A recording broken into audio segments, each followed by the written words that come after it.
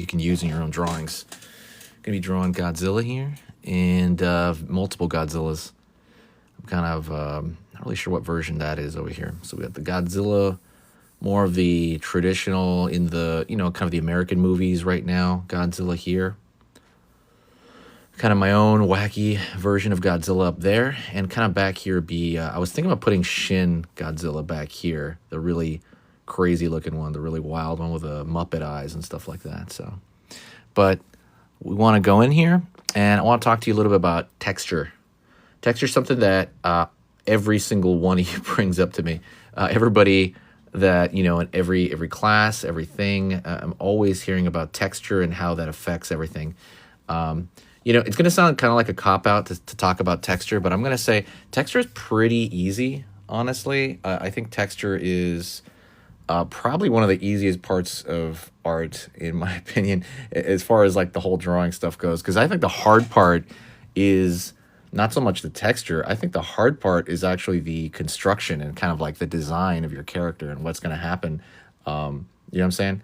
I think the actual texture itself is kind of after the fact. So I think the texture itself is a lot easier. So I won't do that as much because it's going to block the drawing here.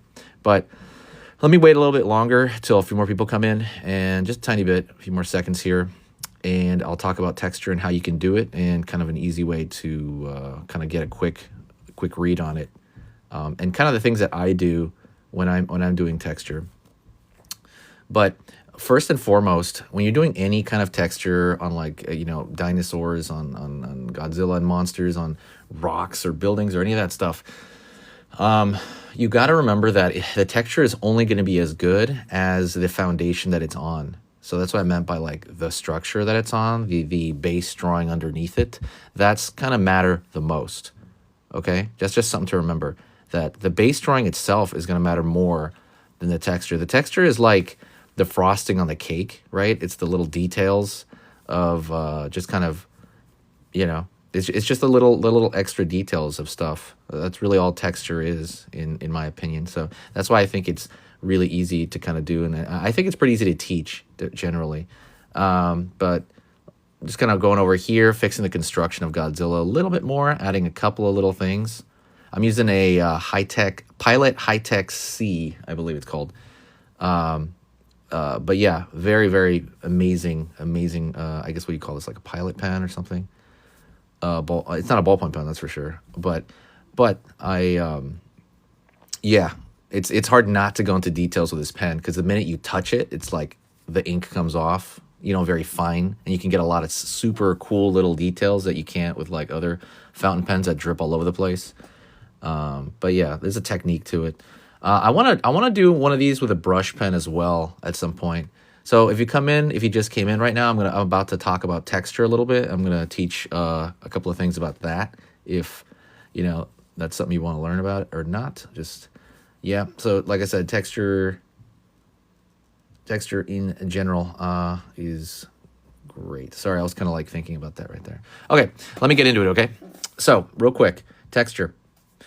So, I mean, right off the bat, like I said earlier already, texture is going to depend on what you're putting it on, right? So the structure, if you're drawing something and it's really wobbly and really weird and really gross, right? And it doesn't have the construction underneath it, the texture, no matter how good it looks, is not going to look right.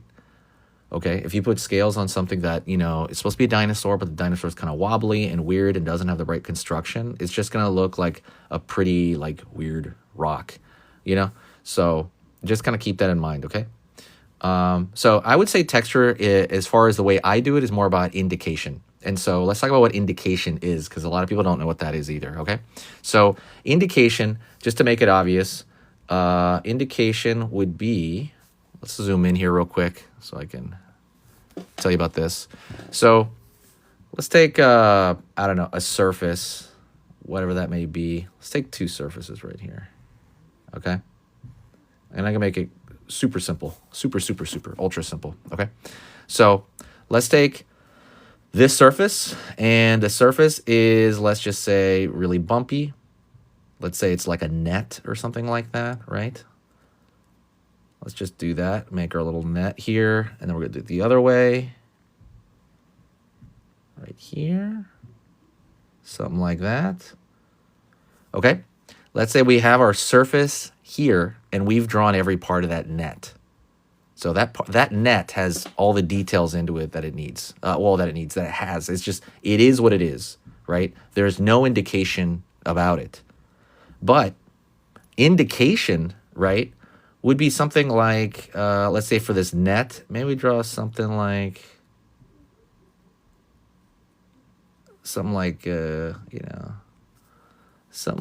don't know. That's a decent indication.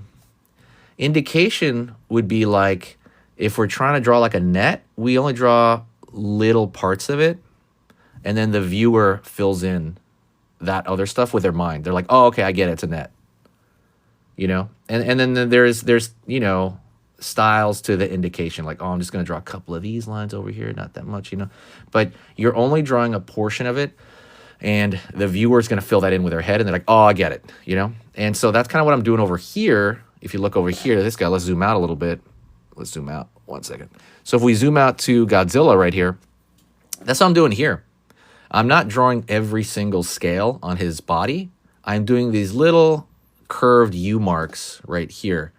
Those little curved U marks. And all that does is it indicates and it tells the viewer, yo, this is entirely scaly. He's scaled all over the place. But I didn't have to draw that whole thing to do that. So that's the cool part. I didn't have to draw all that, I didn't have to draw every single scale. So that's what indication is. And how you use it for texture is going to be, that's an art in itself, right? I mean, I could tell you what to do per se, but everyone's going to do a little bit differently, right? Where I'm throwing in these little curves is kind of like my style, right? That's kind of the way I like it and what feels good to me. I could give you suggestions for stuff, usually maybe in little crevices, like where his tail is touching his leg right here. I could do a little bit more texture, right? I could throw in a couple more where the flexion happens. Same thing around here where the leg touches the stomach. Throw a little bit more curve in the armpit area. That can definitely be good suggestions to start out your texture and let it dissipate from that.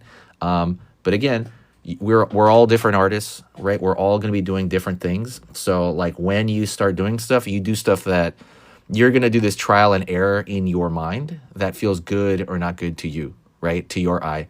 And we're all going to come up with slightly different things for that sort of thing. So I encourage you to, but that's what that is, okay? And then there's different surfaces, right? So this is a scaly surface.